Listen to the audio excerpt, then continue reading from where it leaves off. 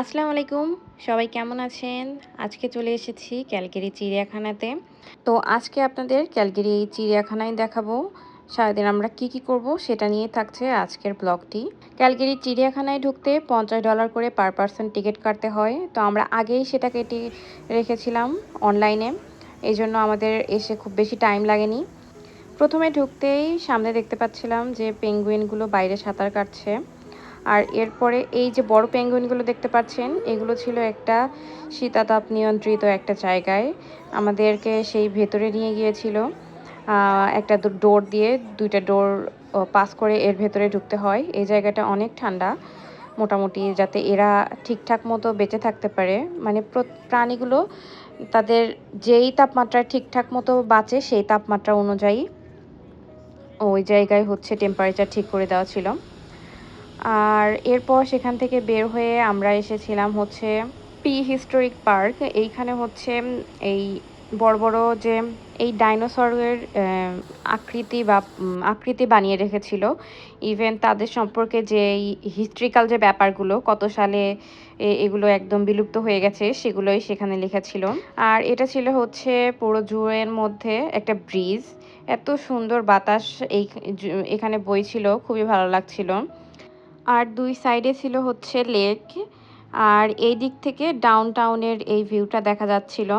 এরপর আরেকটু সামনে আগাতেই হচ্ছে আমরা এই ক্যামেলের এই জায়গাটাতে এসে পৌঁছেছি। এখানে দেখতে পাচ্ছিলাম বেশিরভাগ আম জীবজন্তুই ঘুমিয়ে পড়েছে, কারণ এটা ছিল একদম দুপুরবেলা। এখন আমরা যাচ্ছি এশিয়ার দিকে, এই সাইডে কি আছে সেটাই দেখতে। এখন যে গ্লাসের ঘরটা দেখতে পাচ্ছেন, এটা হচ্ছে গ্রিন হাউস। এর মধ্যে ট্রপিক্যাল যে গাছগুলো বা ট্রপিক্যালে আমাদের দেশে যে গাছগুলো হয়, সেই গাছগুলো এখানে এর মধ্যে আছে।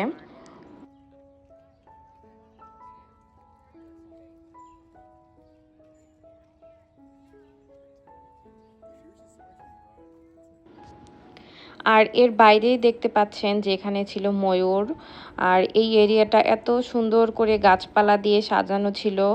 প্রত্যেকটা মানে সুন্দর করে কালারফুল গাছগুলো লাগানো ছিল, যাতে একটার সাথে আরেকটা কন্ট্রাস্ট হয়। আর এরিয়াটা এত সুন্দর করে সাজানো, যা বলে বোঝানোর মতো না। আর এই ময়ূরটা কিন্তু এই এরিয়ার মধ্যেই ছেড়ে দেওয়া ছিল। এমনি নরমালি ওর মতো হাঁটছিল, ঘুরছিল। আমি অনেকক্ষণ ওয়েট করছিলাম যে ময়ূরটা তার পাখা যেন মেলে, বাট কোনোভাবেই সে তার পাখা মেলেনি। এইজন্য আর সেই ভিডিওটাও করা হয়নি। আর এই সাইডে হচ্ছে অনেক সুন্দর বাগানের মতো। এদিকে প্রচুর গোলাপ গাছ আছে। অনেকেই দেখলাম ওদিকে যাচ্ছিল। কিন্তু আমরা এখন আম এই গ্রিন হাউসটার ভেতরে ঢুকবো। দেখেছি যে এর মধ্যে লিখা ছিল যে এর মধ্যে প্রজাপতি আছে অনেক। প্রথমে ঢুকতেই সব ট্রপিক্যাল গাছ আর উপর দিয়ে হচ্ছে প্রজাপতিরা উড়ছিল। খুবই ভালো লাগছিল। প্রত্যেকটা কালার কম্বিনেশন, গাছপালা। এখানে ছিল যে কলা গাছ, তারপর জবা ফুল গাছ ছিল, শাপলা ফুল গাছ ছিল। মানে কি বলবো এখানে কি ছিল না? আমাদের ট্রপিক্যালের যা আছে সবই ছিল। এখানে এসে আমার মনে হয়েছে যে আমাদের ট্রপিক্যাল ওয়েদারটা আসলে একটা ব্লেসিং আমাদের দেশের যে ওয়েদার। এর এই ওয়েদারে যে আসলে সবকিছুই হওয়া সম্ভব। যতই গরম হোক বা যতই যাই হোক, আমাদের দেশের ওয়েদারটাই হচ্ছে সবথেকে বেস্ট। আর এখানে আসলে এসে ভালোই গরম লাগছিল। এটা ওই টেম্পারেচার দিয়ে করা। এর ভেতরের টেম্পারেচারটা একদম কন্ট্রোল, যেহেতু গ্রিন হাউস। আর গরম লাগছিল ভালোই। কিছুক্ষণ থাকার পরে একটু গরম লাগছিল। বাট উম চারপাশের ওয়েদারটা এত বেশি সুন্দর, মানে চারপাশে এত সুন্দর, এত কালারফুল, এত সুন্দর ফুল। এটা হচ্ছে শাপলা ফুল। আর এদিকে দেখতেই পাচ্ছেন উপর দিয়ে প্রচুর প্রজাপতি উড়ছিল। এদের জন্যই আসলে এইরকম করে সুন্দর ফুল গাছ বা ৪-৫ টা ফুল গাছে মোড়ানো হয়েছে, কারণ যাতে প্রজাপতিরা এই জায়গায় খুব ভালোভাবে থাকতে পারে।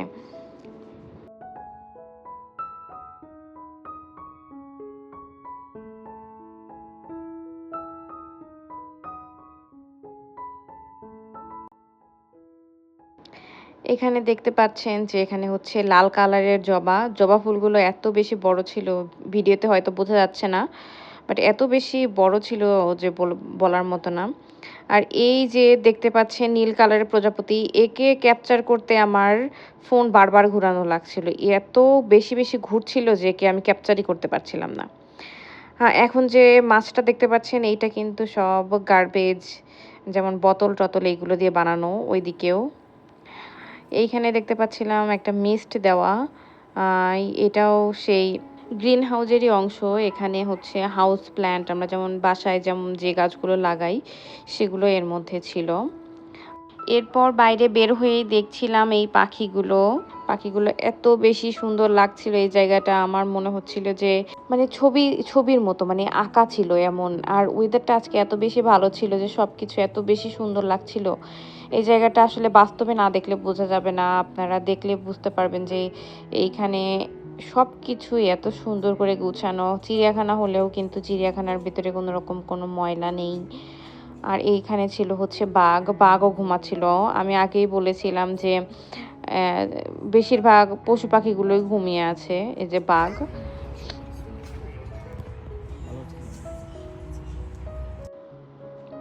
এইখানে আরেকটু আগাতেই দেখছিলাম বেশ কয়েক রকমের পাখি একসাথে রাখা।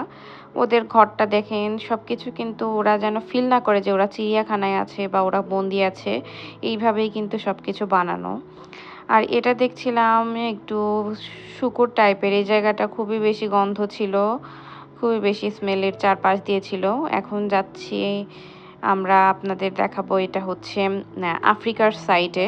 সো এখানে আফ্রিকার সাইডে এসেই দেখতে পারলাম হচ্ছে জলহস্তী। এখানে ২ টা জলহস্তী ছিল। এরপরে ছিল জিরাফ। জিরাফ ছিল এখানে ৩ টা, আর ৩ টায় বেশ বড় জিরাফ ছিল। এখন যেটা দেখতে পাচ্ছেন সেটা হচ্ছে অ্যালপাকা। এটা হচ্ছে পেরু অঞ্চলে এর বসবাস। এটা কিন্তু দুম্বার মতো দেখতে। এ আপনারা হয়তোবা ফেসবুকে ভিডিওতে বা রিলসে দেখে থাকতে পারেন। আর এর মধ্যে ছিল যে অস্ট্রিচ পাখি। এগুলো সব খড় খাচ্ছিল এরা, এই অ্যালপাকাগুলো। আর অস্ট্রিচ পাখি দেখতে পাচ্ছেন বিশাল বড়। এইটা ছিল বানরের আস্তানা। এখানে বানর বা হনুমান যাই বলেন সেটারই আস্তানা। অনেকগুলো এখানে ছিল। এখানে ওদের মতো করে বানিয়ে দেওয়া ছিল। আর মানুষ এইখানে বসার জায়গা বসে ওরা কি করছিল ওরা সেইটা দেখে হাততালি দিচ্ছিল। আর এখন যাচ্ছি এটা হচ্ছে আফ্রিকান গ্রিন হাউস। এই জায়গাটা যে গরম ছিল বলে বোঝানোর মতো না।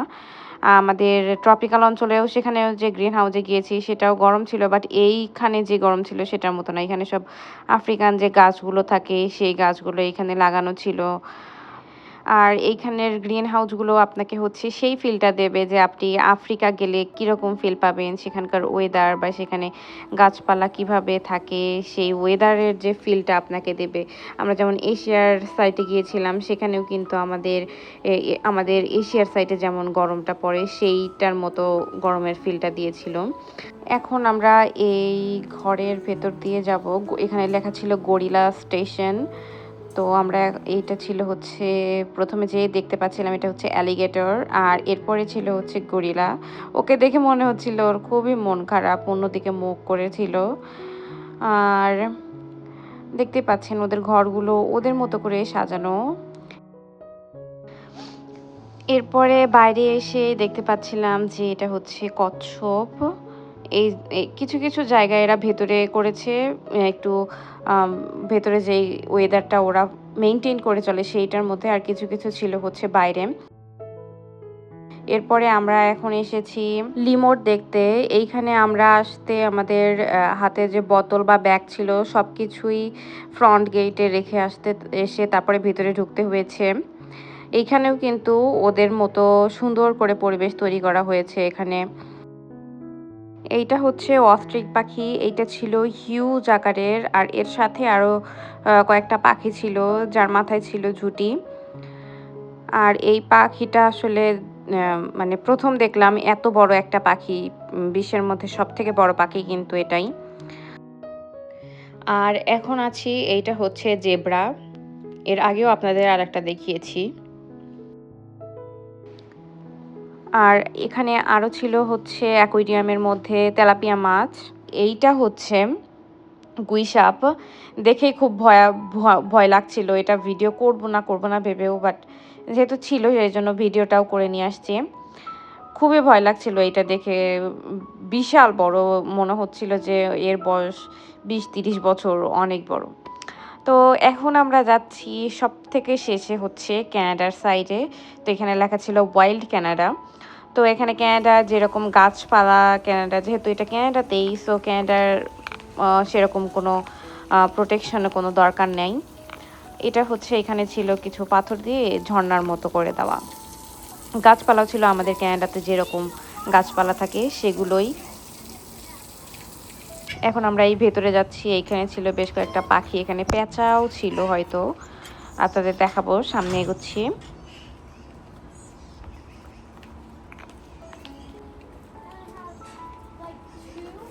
এই যে এই যে পেঁচা, আর এরপরে এই যে সাদা সাদা পাখি। ক্যানাডার সাইডে আমি বলবো যে খুব বেশি কিচ্ছুই ছিল না, বাট ডেসক্রিপশনে যেখানে আমরা ঘুরি, যেটা ম্যাপ ছিল সেখানে ক্যানাডার অনেক কিছু দেওয়া ছিল যে এই আছে ওই আছে, বাট ক্যানাডার ভিতরে এসে দেখলাম যে খুব একটা বেশি কিছু এর মধ্যে আসলে নাই।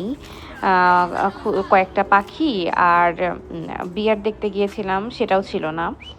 আপনাদের সামনে দেখাবো।